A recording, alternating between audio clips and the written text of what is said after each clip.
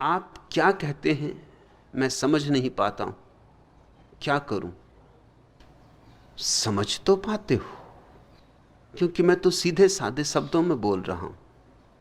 मैं किसी मुर्दा भाषा में नहीं बोल रहा हूं कि संस्कृत, अरबी, लैटिन, ग्रीक। मैं तो तुम्हारी रोजमर्रा की भाषा में बोल रहा हूं। मेरे शब्दों में एक भी शब्द ऐसा नहीं है जो तुम्हारी समझ में ना आता हो।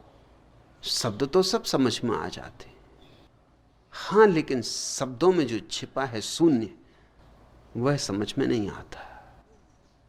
वह समझ में आएगा भी नहीं ऐसे सुन सुन के नहीं आएगा। उसके लिए तो कुछ साधना होगा।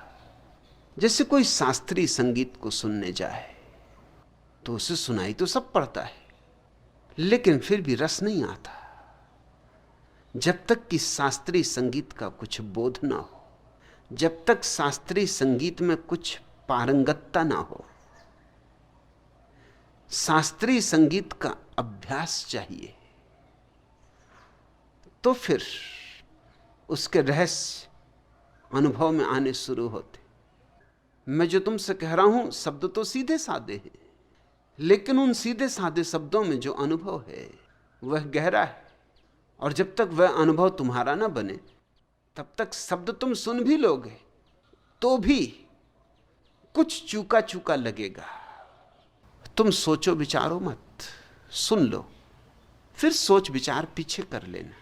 और एक बहुत मजे की बात है कि अगर तुम शांत भाव से सुन लो तो सत्य की अपनी एक गरिमा होती।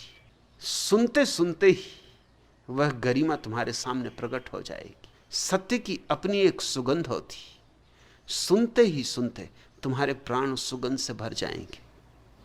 और असत्य की एक दुर्गंध होती, सुनते ही सुनते वह दुर्गंध तुम्हारे सामने प्रकट हो जाएगी।